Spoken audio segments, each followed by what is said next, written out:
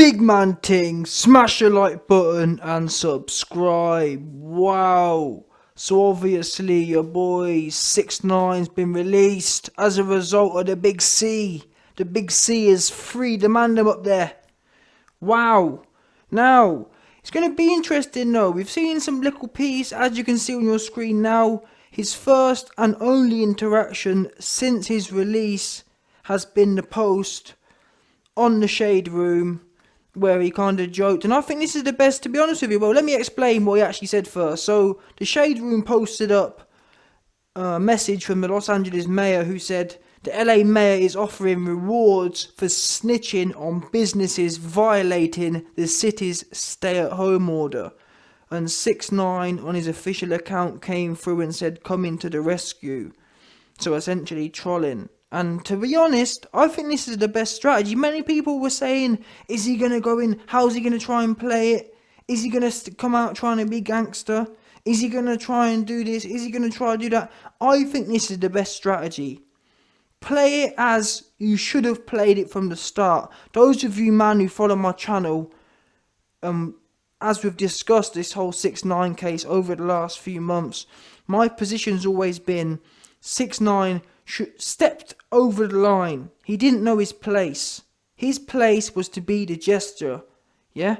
I.e., play the roadman, but don't be the roadman. He took a step too far. He forgot who he was. And this, for me, is a step in the right direction. It's that goofiness. That's what we want to see. We want to be entertained. We don't need to hear about all the back dealings. We don't need to hear about. We don't need all the. Do you know what I'm saying? All the grimness. We don't need all the stuff that gets the feds interested. That's not what people was buying records for or tuning in to 6ix9ine for. People was tuning in to 6ix9ine for the hype. It didn't need to ever be real. And many people, including myself, we didn't think it was real. Most people, in fact, sat there and said to him, oh, this guy's fake. Well, clearly, it's more real than a lot of you dudes. Yeah, he may have snitched and yeah, whatever else, but he's spent more time in jail than a lot of us, man, have. In fact, something like 99% of the population never go to jail. So his snitch or no snitch, 6ix9ine is more real than most of us because he spent more time in jail than any of us have. I.e., he's done crimes that none of us have. So let's bear that in mind as well. Now, don't get me wrong, there will be some, that 1% of man, or X amount of people who have been jailed, fair play to you, man, who haven't snitched or whatever. You, man, you're the only man I should see on social media criticising. However, that's not the case. We have most of the time, it's the people deep in their mum's basement who ain't never done squat, who have never been associated with squat. They're the ones trying to talk about street code and whatnot. You wouldn't know a lick about street code. You've never been in the streets yourself. Unless you've actually been in the streets yourself, you've served time, your opinion is invalid. Simple as that. But anyway, like I said, back to the point. This right here is the right strategy. I'm actually glad he's out. Like I said before, them man who follow the channel, I think that it served his time anyway. He was about to be released in a few months anyway. And this whole corona business don't make no sense to be locked down with a whole bag of stinking man. Although he was in PC, so he would have been in the most safest place. But his lawyers, when you got them, listen, when you come through with them 10-10 lawyers, when you got them expensive lawyers, that's the difference. Because trust me, there'll be a bag of man with similar charges who are still posted up in there. That's the difference between Interscope lawyers and some next public defender kind of thing. Anyway, let's keep it on topic. I am intrigued to see where he goes from here. This, like I keep saying, this as a first little snippet is a step in the right line. What he needs to heed and learn. To be fair, he has had 13 months, and I do think he probably, well, he's had nothing else but to learn. I hope he keeps it this way. Keep it fruity, keep it fun. Yeah, throw a few, well, in fact, I'm not even sure he can. I'm thinking, in terms of, I'm pretty sure he's on parole, so I'm not even sure he can. I was about to say I want to see him throw some, or not want to see him, but throw some signs up or whatever. You can't, he ain't going to be able to do that anyway, but still, in terms of parole, he's going to be limited to what he can do. But just look at some of the songs he did with Nicki Minaj and whatnot. He didn't need a bag of mandem there. You don't need no affiliation for that. And that Fifi and whatnot, they were some of his biggest tracks. You don't need that. That road thing was great for where it got you to, but you didn't really need it. Now you are where you are, and you can use that platform to be the goofy dude. Not too goofy, but do you know what I'm saying? That cool, down to earth. That's the one that the actual fans. A lot of his fans were young. That new, not hipster, but that new age kind of thing. That don't take stuff too seriously.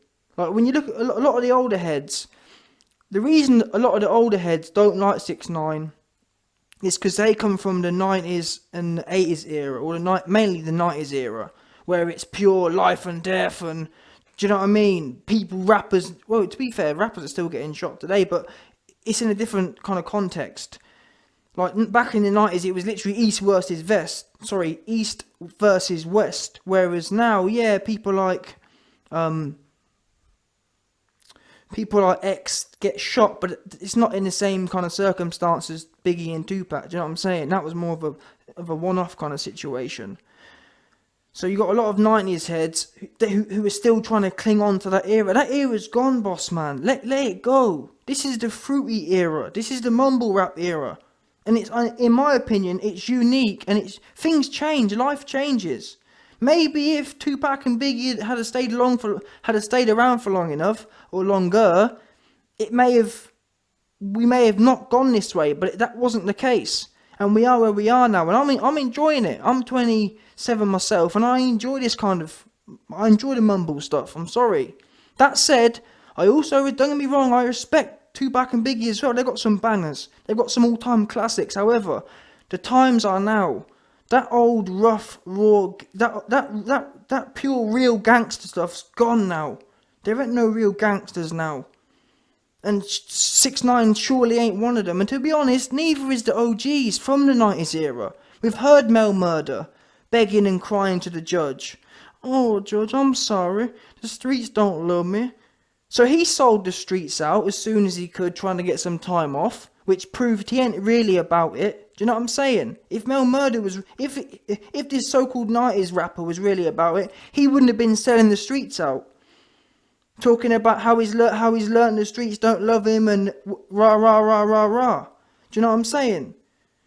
So that whole 90s stuff, it's not even that real anyway. There ain't many of them real ones around. I'd say probably maybe Big Meech, but even he wasn't actually in the music. Yeah, he was in the music, he had a label, but he wasn't actually an artist himself. The fact of the matter is, 6ix9ine models himself off is himself. He does all, in my opinion, he does all the stuff he was doing before, just not actually putting hits out. What's that about? Yeah, you can talk up more. Now he's going to be a different situation. When you're on parole, he ain't going to be able to talk about shit on TV. So you can forget that. But, like, cut all that stuff out. Let's pretend he's not on parole. Let's pretend he's a free citizen. He should be able to talk about, like, talking about, I'm going to do this, I'm going to do that. That's one thing. Actually going behind the scenes and trying to pay people to do stuff, that's another thing. I think that's where he crossed the line, basically, is what I'm saying. He needs to, once he's got the parole out of the way, once he's a free man, a truly free man, he needs to just keep it wannabe gangster. Do you know what I'm saying? Keep it fruity gangster. And whilst he's on parole, I think the best thing to do is play into the stuff like this post here, coming to the rescue. You're gonna have to, because you can't make out you didn't do it. And this is the best way to fight the trolls. What can the trolls really say to this post? The trolls were hoping that 6ix9ine would come out and try and be raggo and try and make out that he's still gangster. The best way to do it is come out and build that fruity vibe. And that's what he's doing here. Keep it fruity. Anyway, that's my opinion. It's going to be early days still. It's going to be interesting to see how it plays out. And keep it locked. Your boy the YB is back for good. We're going to be doing daily updates. So yeah, let's see where he goes from here.